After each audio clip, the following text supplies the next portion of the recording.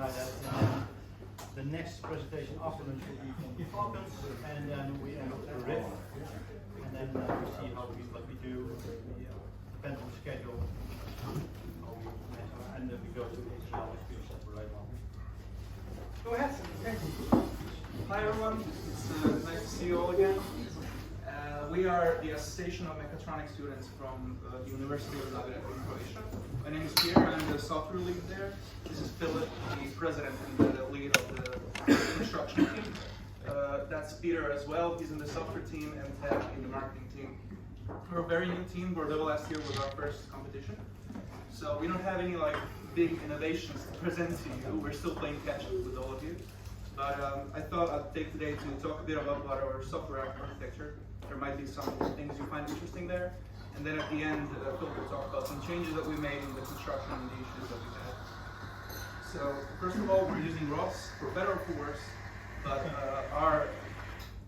ROS was perfect for us because as a new team developing, it was very important for us to be modular, to be able to prototype fast, to figure out if something doesn't work quickly. And one of the most important time savers is that ROS has a really rich community on GitHub and everywhere else that has drivers for pretty much any sensor that you can think of. If you can buy it, somebody built a ROS node for it. So that was very important because we changed a lot of our sensor stack and peripherals. So for example, our 360 camera had a built, so the camera that we were using, which is a point gray or now FLIR camera, has a ROS node built for it for ROS 2. We're thinking about changing that to a 4-camera system inspired by the Falcons, but we'll see. If we get funding this year, we'll do that. Fingers crossed. Using currently a Connect V2 because it was cheap. If we get funding, we'll get real sense cameras. Again, nodes built for that ROS as well. A cheap LiDAR, which again was plug and play. We can just plug it into our system. We're using an IMU compass and the infrared range sensor that are connected via I2C to our full system, so there's an extra peripheral there. And then for our Omni drive, we're using VESC drivers over CAN bus. And also another Arduino that kind of abstracts the whole mechanism of the kicker, so the dribbler and the kicker and stuff are communicated over this. The main kind of sensor that really enabled us to do all that is the Intel RealSense, this tracking camera that has been since discontinued. You can still buy it, so hint.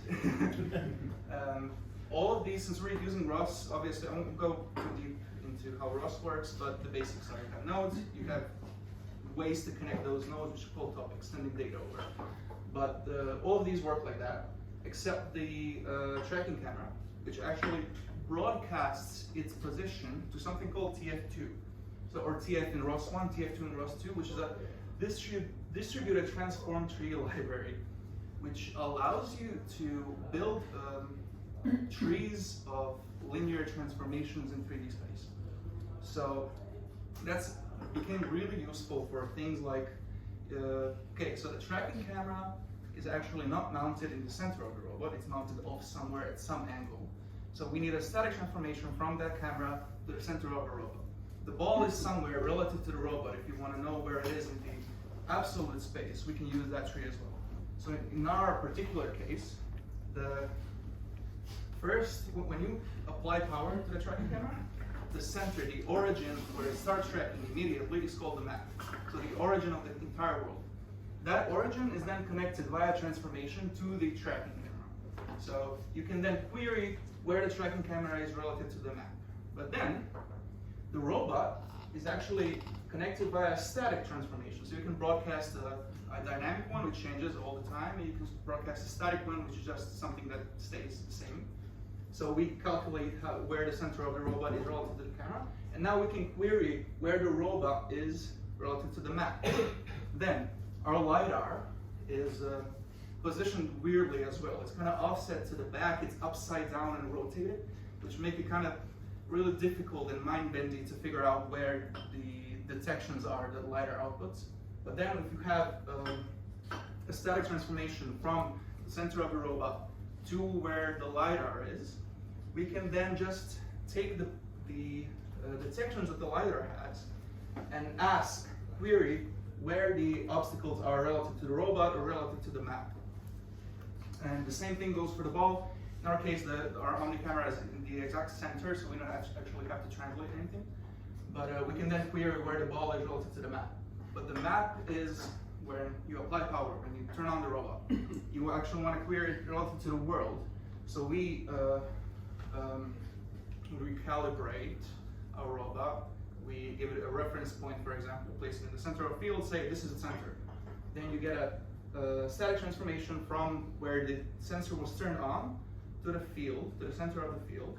And then you can just query, where is this obstacle relative to the world? Where is the ball relative to the world? And you can do that all in a distributed manner, as in every node can broadcast and query at the same time, and ROS, actually TF2, kind of synchronizes all of that. There's also a bunch of functionality that you can use for what they call time travel. You can query stuff in the past. So that can be quite useful for measuring different things. What's next here? All right. So the way our system works, I'll talk about that a bit later. We place a target on the field and have the robot move there. So target is placed in the world, and to be able to send, to tell the robot where it has to go, you have to do that in its local coordinate system. And so in order to not have to do that transformation manually, you just query that, like where is the target relative to the robot? So you get a vector from the robot to the target in the robot's coordinate system. You can just send that to the motor drive and it works. So no transformations, no manual matrix. The idea of all this is once we build the tree, we can then query the tree to build a single data structure that contains all the data that we need to make decisions. So this we call I can see that a lot of other teams do that as well. Called a local world model. For one robot, it's a local world model. So it contains all the data that the robot knows. It's the current robot state, the ball state, and the obstacles. The current robot state is just the robot's XY position, absolute on the field, its yaw angle, whether it has the ball or not, and some status integer that we can use for anything. The ball state is similar, XY position, velocity, and whether it is visible to the current robot that it's if we actually know where it is, because we're constantly sending the data, so we have to actually have a flag to know if this is old data or this is new data, do we actually know where it is? And the obstacles are just an array of obstacles which all have just XY positions, and an obstacle can be anything. So we don't actually do detections whether it's a robot, a wall, a goal, or something else. It's just an obstacle, something that don't go there, right? Don't hit it. Does the robot and the obstacle knowing have speed? No. We might actually do that. I mean, we didn't need to yet, so. And then, that's for one robot. If you want to have more robots that are interconnected, the way we built this is we then have a global world model. The idea is in ROS, since you're moving data around with topics, you can do that over the network seamlessly. So, really nice thing with ROS2 is that it implements that without you having to change anything.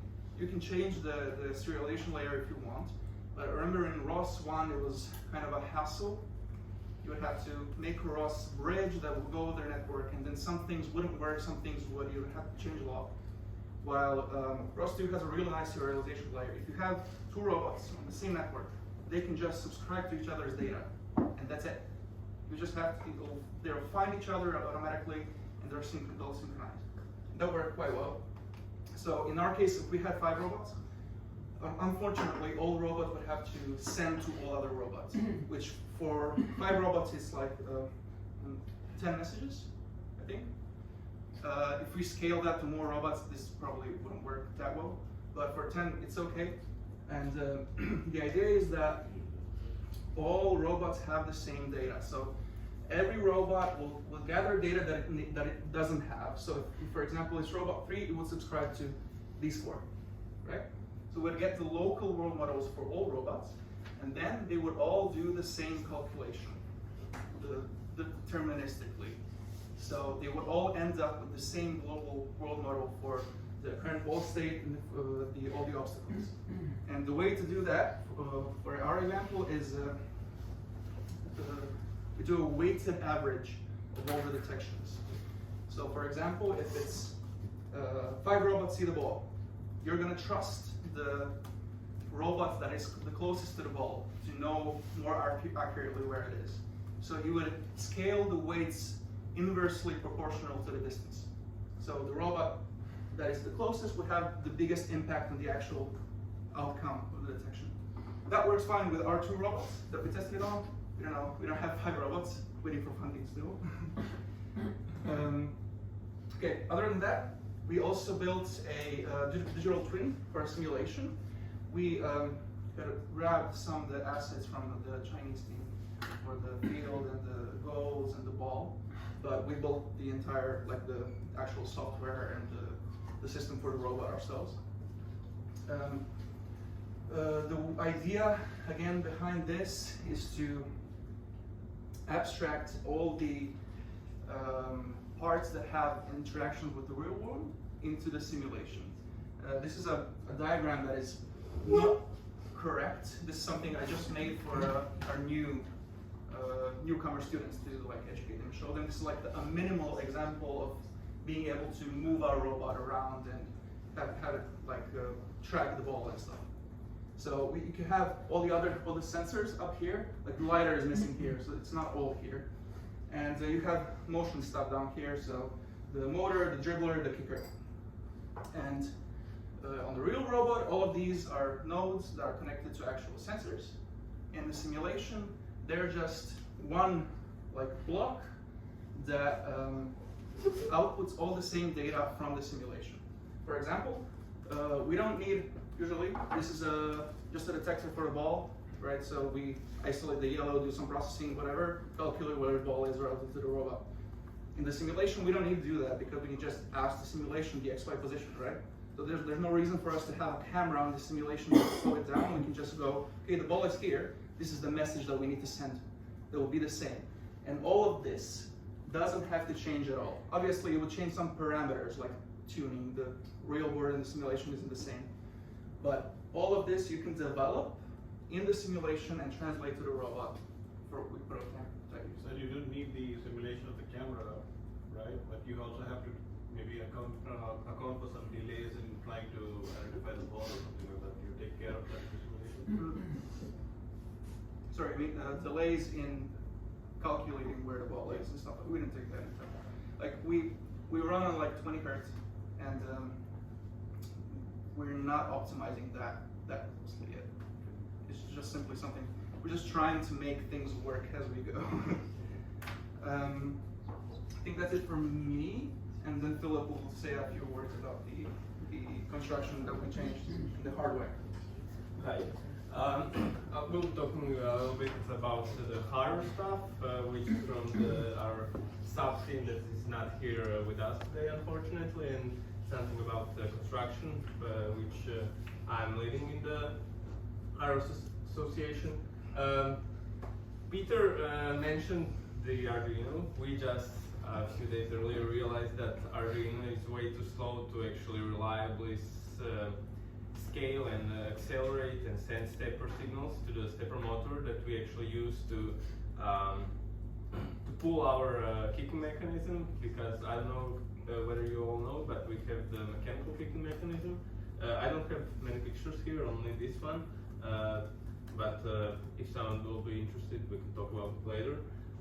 So we just moved to ESP32, and the reload time of the whole mechanism, so when it goes back to catch the pulling mechanism and back to the most pull position will be about 4 seconds, which was around 30 seconds at the competition, because we were still trying to do that with that Arduino and just didn't realize that it's too slow. Also, we had many problems with the I2C communications that we did on distances that were not just on a singular PCB. So we are moving all our components, hardware components, to CAN bus. We are designing integrated PCBs for all the components that we can just plug in like a new USB in case of it dies, or something like model power supplies for different systems, because we have 4 different voltages on the robot, I think. We are redesigning the on and off switching electronics, so-called the anti-spark switch that stopped working at competition, and that we had to turn it into a spark switch by just plugging 2 wires in. We are at the end of the designing, and we are getting into production of the hardware. And the construction, we also had problems with lithium polymer batteries on the competition. They just died unexpectedly. We don't have explanations for that. We are moving to a battery pack designed with lithium-ion cells, like 21700, that we tested in some other projects and we're pretty happy about. The battery pack will have 400 watt hours and will be about 3 kilograms total, and we are expecting it to handle the 30-minute gameplay that we are planning to participate this year at. So hold your fingers, like Peter said. We moved to all metal Omni wheels, which was a natural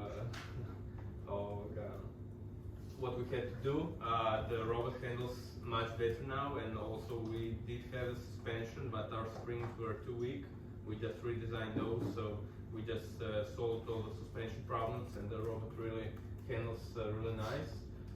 We still have a kicking, leg raising, and pulling mechanism to fix because of the really big forces and kicks that go at the components and transfer the forces. Some of the components just straight up blew the steel parts, like they cracked in half at the competition. That's something that we're still working at, and also the trigger mechanism that we have to yet work on all types, all the forces that we will be meeting at, because we want it to be expandable. But right now the servo mechanism that releases the moving mass that actually kicks the ball and transfers energy is too weak, but it's something like something that is solvable by redesigning the shapes. Also, we are integrating new camera systems, so 4 cameras. We are about to reduce the height of the robot way under 80 centimeters, probably around 60 centimeters to 65 centimeters, the whole height of the robot, so even further center of gravity reduction. And also our rubber band that didn't work as expected on the competition, also because of some of the problems with mainly motor selection. They were way too slow for that. We put another motor that we use for the powertrain to the dribble mechanism, and we hope it will work now. We haven't yet tested it, it's in the progress. And also just basically gotta reduce the weight a little further, reduce the center of gravity, put it closer to the floor, and since we have a little bit bigger package, we are about on a 40 kilo now without any weight reductions, but we are looking forward to putting it more close to 35 when we finish up with all the redesigns. We are pretty happy with the platform. It performed really well regarding to the state that some of the components were still in the competition in Bordeaux. Like the wheels were 3D printed, and they were carrying all the load and forces in all the cornering and acceleration. So they broke a lot, and most of it's fixed. And still, one more thing that I didn't actually mention here is the sponge and the safety around the robot. We are looking forward to putting at least 5 centimeters because the robot is pretty scary when it runs. So yeah, that's pretty much it from the construction hardware point of view. And thank you for listening. Why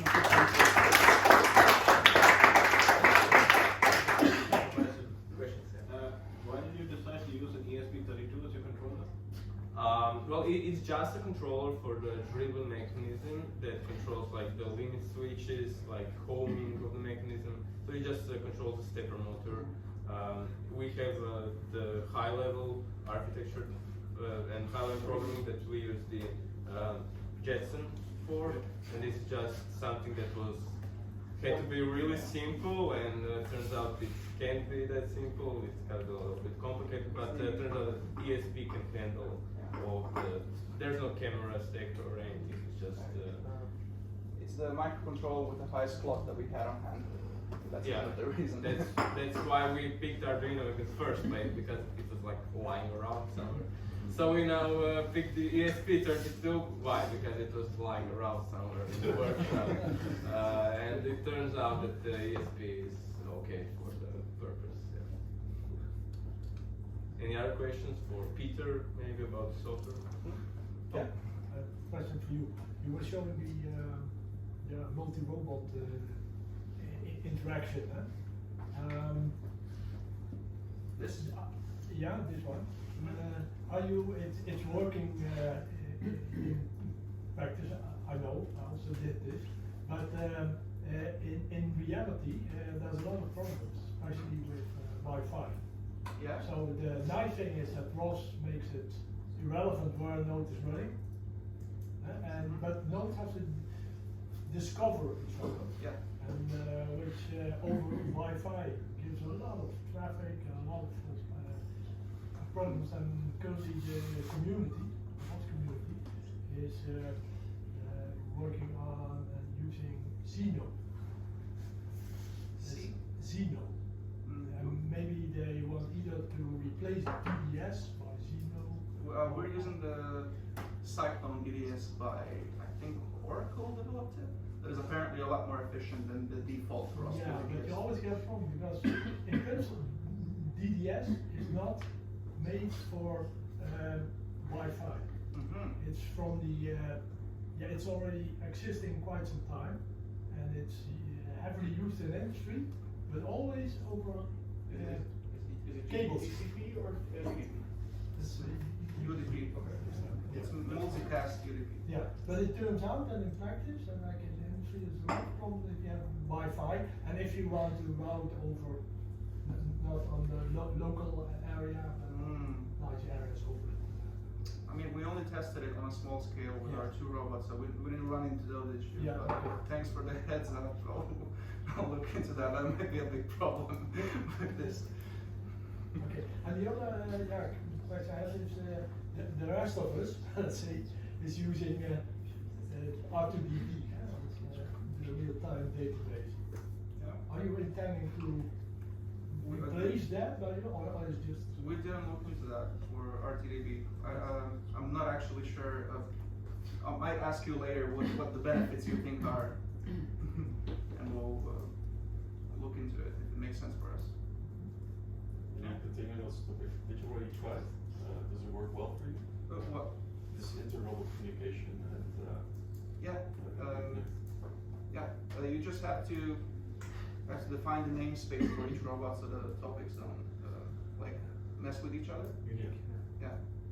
And it just works like. I mean, we had issues in the beginning, again, because of the default DDS, but then we found that online in the community, people were complaining that it's not all that good. And then we replaced it with the Cyclone DDS, which works much better. That fixed our issues, but we'll see if we have more in the future. Yeah, maybe a little bit. I have the issue as well with the reconnecting, but if you mark the variables as latched, then it can retrieve the lost known value, but help a lot in the issues we have. So, good deal, I think. Yeah. Thanks. Quality of service. Yeah, the QoS, yeah. Quality of service. I have a question indeed about ROS2. You're making a nice promotion for ROS2, but of course there are always side effects and negative things. Yeah. What is your experience with it? What is it, the code, the pros and the cons? Well, the thing with ROS2 that most people complain about is the speed. as in it's never gonna be as fast as if you just built it yourself from scratch, right? It's never gonna be that. But then again, our robots run at 20 hertz. Again, it doesn't have to be fast, and it allows us a lot more, and it's just a huge time saver. But if at some point in the future we decide, okay, this is the architecture, we're not gonna change much, then you can rebuild the whole thing from scratch in C++, right? But that just doesn't make practical sense. And in terms of the things that ROS2 is supposed to do, as in nodes and topics and planning out how to combine processes and stuff to make it more efficient, multi-core, whatever, that seems to work fine. In my experience, I didn't have really like glaring issues with it. Related to that, did you try to combine nodes in one process? Yeah, you can do, what are they called? Node components. So, Now you don't have to do anything special, of course. You can just map nodes on process. You can map all nodes on one process. yeah, I mean, by default, that's, if I remember correctly, by default, every node is its own process, right? But if we have things like the,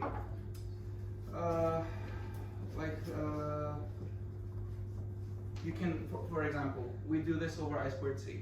So we have like another controller that talks over I2C. We're going to move that to canvas.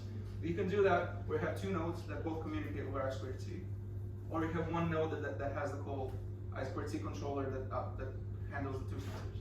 And you can just in ROS you can have two nodes that are each components that go into one process that both talk over I2C. You have the same result in the end. Yeah. So I was wondering, you can do it from scratch yourself. And then you can also do, if you have a problem with performance, you just combine nodes as threads in one project. And I don't think you can beat them if you're doing it yourself. But if you're doing it yourself, you have to, you need some operating systems, a real-time operating system, and ROS-scan, you can just say, okay, I run ROS on a real-time operating system. Doesn't have to be Linux. Thanks, Erik. Any other questions? Yeah, one more. Yeah. The ball handler. Do you use? Are you familiar with micro ROS? Which say the ball handler? For the ESP? Yeah. Micro ROS. No, I have not heard Check of it that. out, because micro ROS is basically just firmware for a microcontroller designed to interoperate with ROS, and you can subscribe the exact same way. It uses the same. I have never heard of that. Check it out. That is gonna be really useful. Thanks for that. we just had a major redesign of everything when we realized about the ESP's 332 thing, like it was 4 days ago. Of course that so is. probably we'll be having some more redesigns in the hardware PCBs after this. Thanks. Also, thanks, and also, Thank you. Let's thank the team.